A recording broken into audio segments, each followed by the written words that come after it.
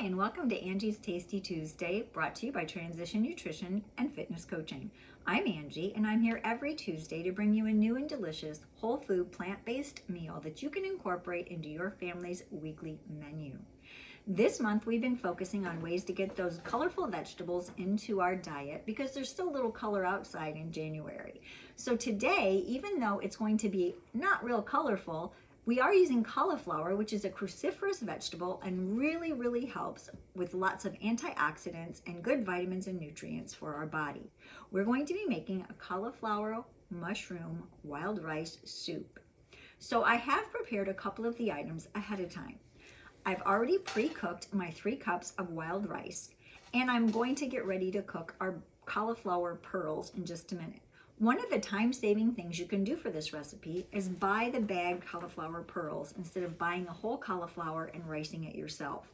I always buy the bagged because honestly, by the time I rice it, my kitchen is covered in little white pieces of cauliflower and it drives me crazy trying to clean it up. So today I have purchased the bags of cauliflower pearls, and we're about to put those on boil on the stove for 5 or 6 minutes. While that's cooking, we're going to start our soup base. So we'll be right back. Our 6 cups of cauliflower pearls, and we're going to put it into a pot of boiling water and cook it until it's tender.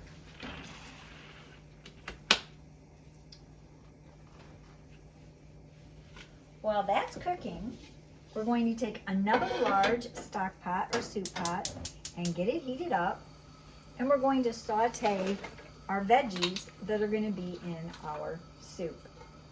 I'm going to start off with about 1/4 cup of vegetable stock. Again, I'm using the unsalted vegetable stock by Kitchen Basics. And once this gets heated up, we're going to saute our onion. I have 1 large white onion.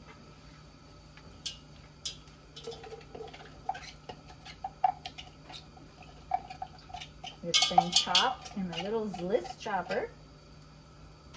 I have 4 cloves of garlic.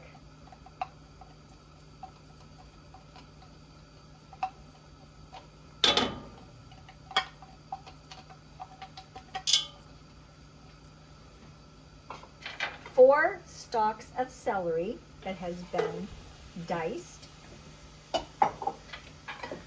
4 large carrots that have been coin sliced. And about a pound and 1/4 of chopped baby portobello mushrooms. Now these mushrooms are what are going to cook down and give you that meaty umami flavor for the base of your soup.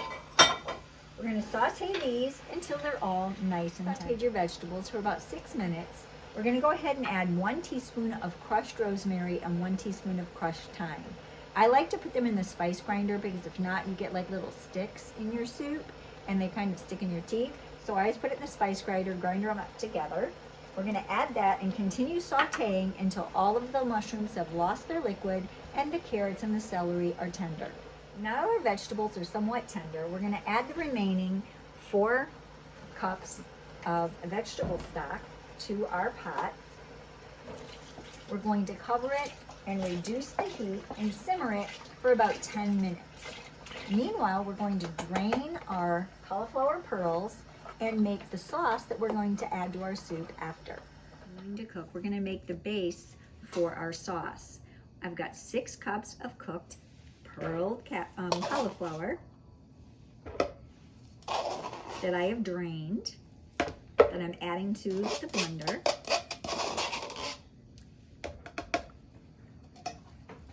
I have 2/3 cup of raw cashews, 1/4 cup of nutritional yeast, and 2 teaspoons of Benson's Table Tasty salt substitute, and 2 tablespoons of lemon juice. We're going to put all that together with 1.5 cups of filtered water. Now, if you don't have a high-speed blender, make sure you soak those cashews in boiling water and then for about 30 minutes and then drain them, or else you won't end up getting a smooth sauce. We're going to blend this up and we'll be right back. So today's first movement moment is going to be one I did in the gym this morning, and these are called Goblet Squats. Now you can make these a varying degree of difficulty depending on what you choose to hold in front of you. I'm going to start off with the 2.5 pound can of beans I had the other day when we did our kickbacks.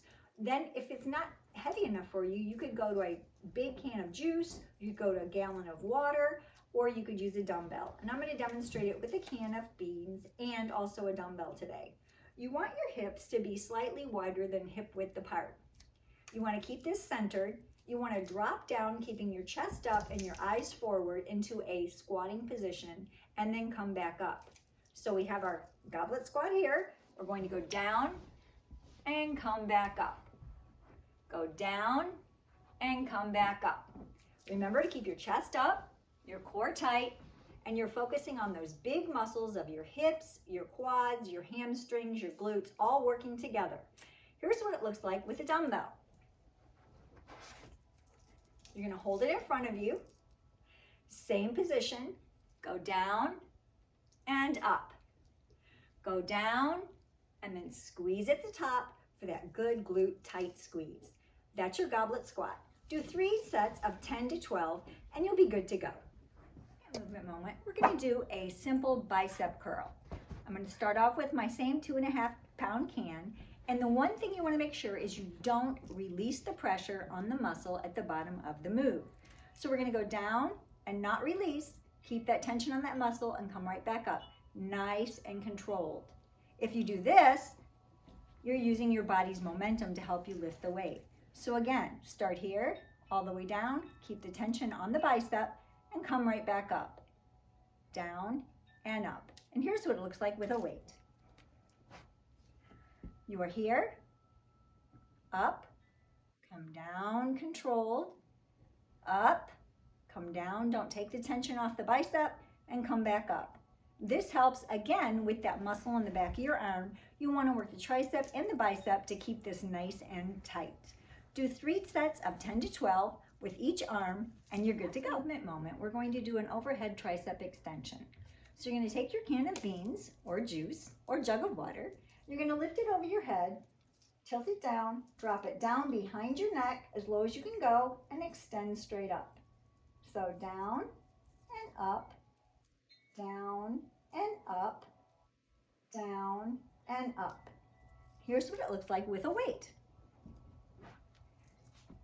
Again, hold it above your head, go down behind your neck and up, down and up, down and up. 3 sets of 10 to 12, and that really works on that tricep muscle again. And you're good to go. Now that our vegetables are nice and soft, we're ready to add that cream mixture that we just made in the blender to our soup pot.